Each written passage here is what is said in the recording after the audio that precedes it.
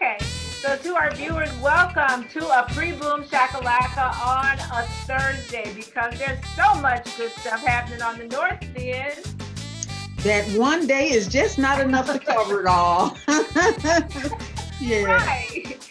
Yes, indeed. And so now we've got Kim Bean waiting for us, and we want to thank him for putting up with our technical difficulties today, as well as Benjamin Smith. Now, these two gentlemen are vital to our community. They're doing a wonderful job in collaborating in this event. So we want to welcome them right now. Whoops, where did Benjamin go? Yes. There we go. Hello, Hello. Kim. Hi. Yeah. Well, welcome to the show today. We're so glad to have you. Thank you.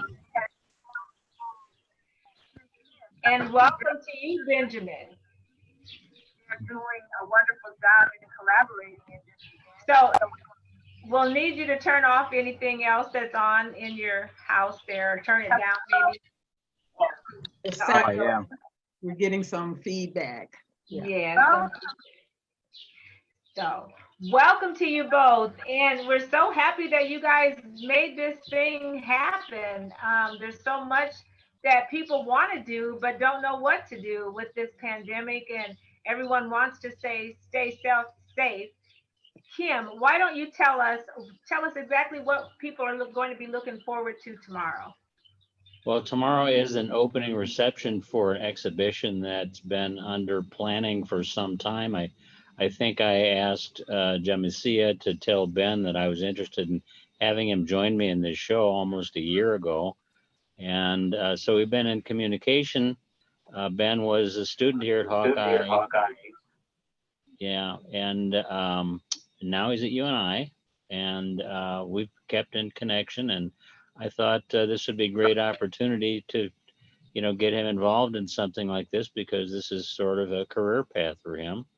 And I thought he needed both the exposure and the experience of public exhibition. So we're, and I think it's more interesting to have not just one artist to look at when you're having an exhibition, but two, because we're obviously different. I'm 3 times his age, and when we just have different perspectives, and I think we respect each other's work, and so it's a good combination, and I'm happy it worked out.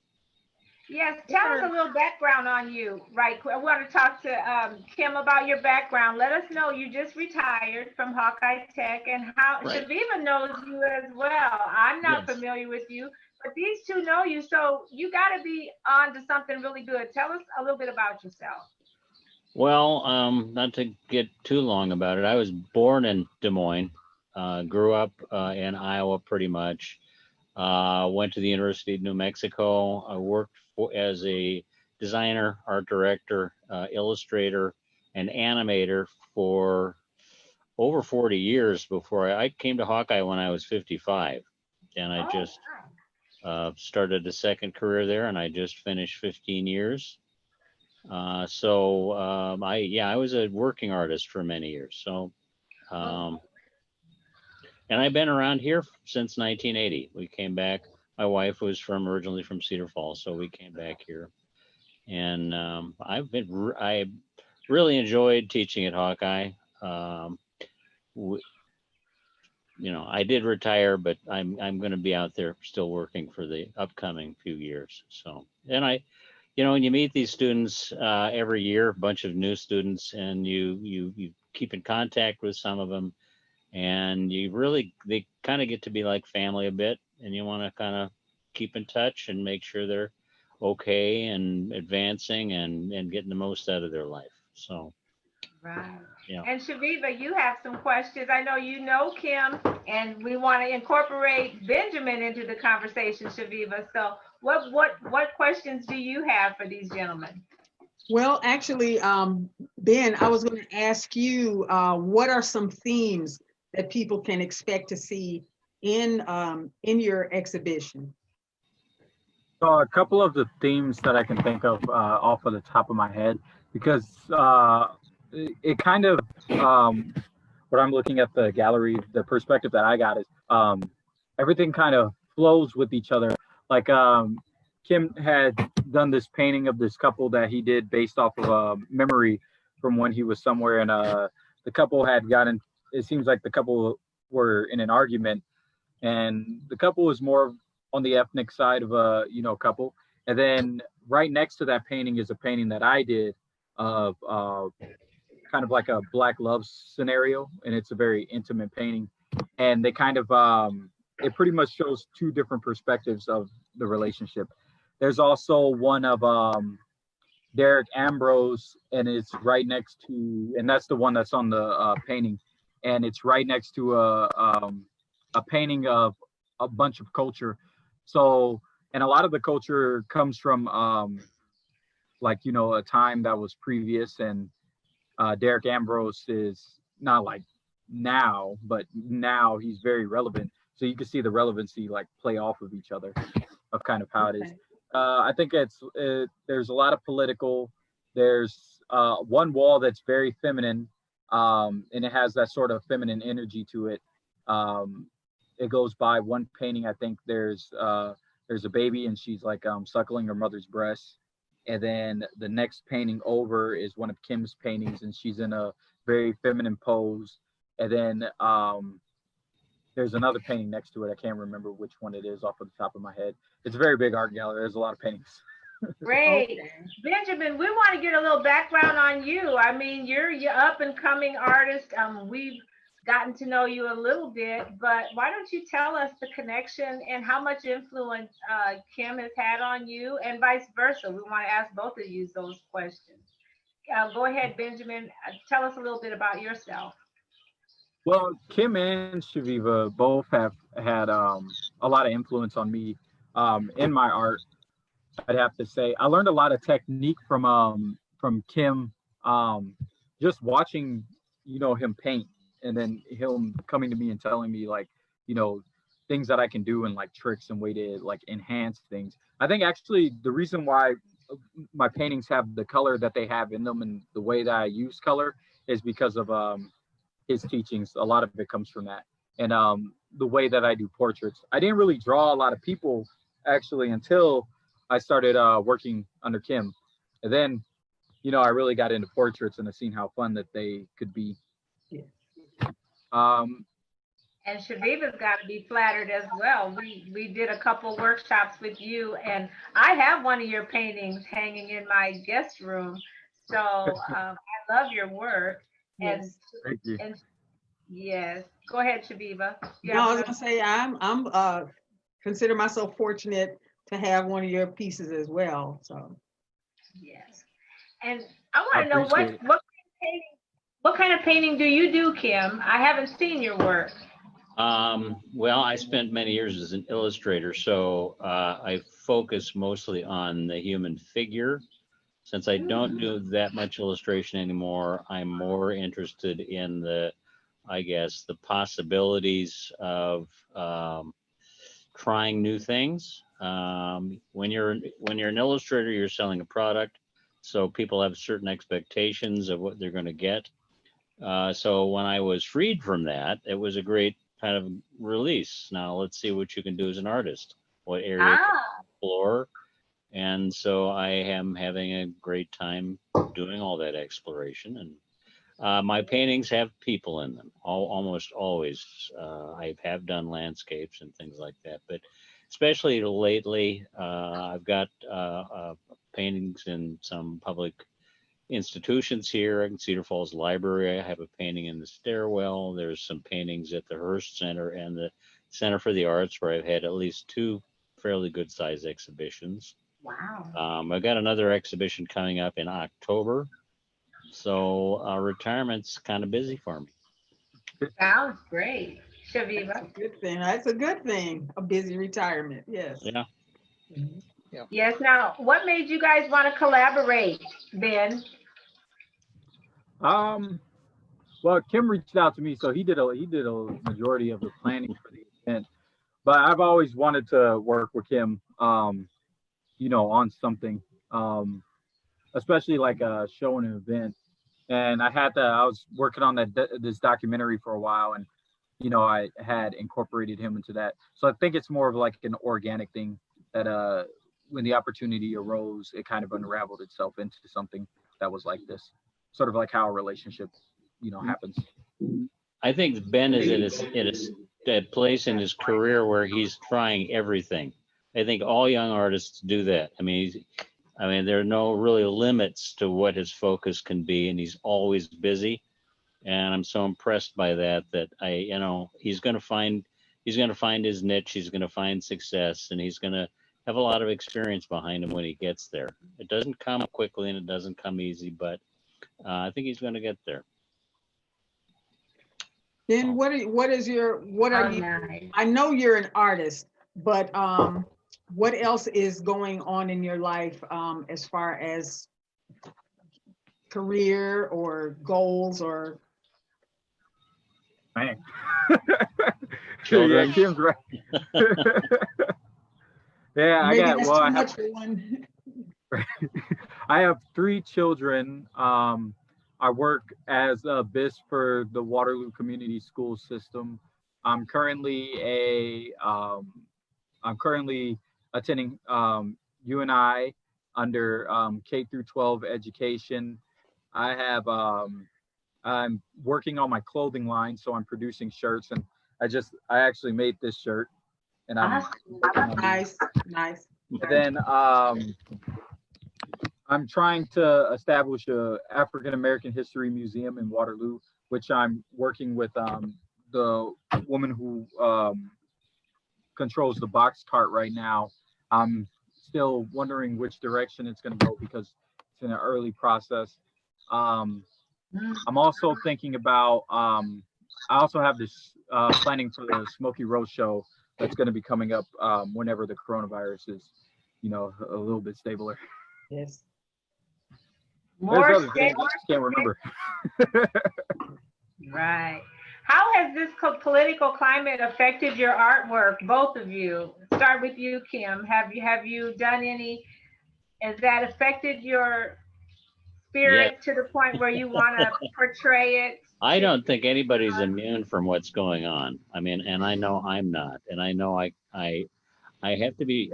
I think artists generally have to be very careful. My art might look provocative, it might look editorial, but I try and keep it factual because I'm not trying to convince anybody of anything. I do have a painting with, actually it has the President of the United States in it, but it also has me in it and some other people. And it's a little bit enigmatic. It doesn't draw any conclusions, but it's reasonably factual because it's based on photography and news and things like that. So, and I listen to the news and I know what's going on, and I find there's a lot of difficulty lately. So that's reflected in at least 2 or 3 of the paintings in this exhibition. Good. I think people are hungry to get some type of art form to hopefully encourage us or make us think. Like Chaveevah says, it doesn't have to make you feel good. It just has to make you feel. Yeah, and think. Yes. Yeah. So now and Benjamin, same question. Go ahead. I don't think I have any art that represents the current political climate that's in the show, but I did have a painting that was sold to Lisa Muniz, who's also a professor at Hawkeye, and it was based on what's going on at the border right now with the children and the families that are suffering from that. I want to do a painting that's representative of the coronavirus, but right now I think it's kind of hard for me to pinpoint like a single place that I would want to start on.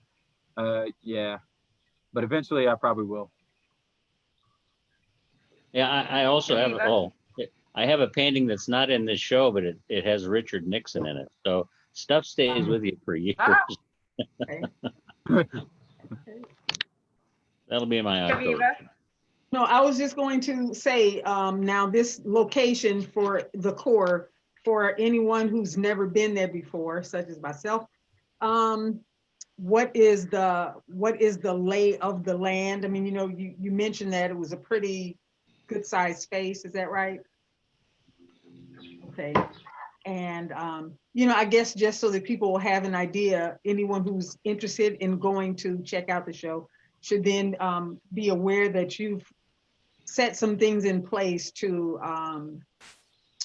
you know, be able to have safe social distancing. Yes. And things like that. So. At the event tomorrow night, there will be some food.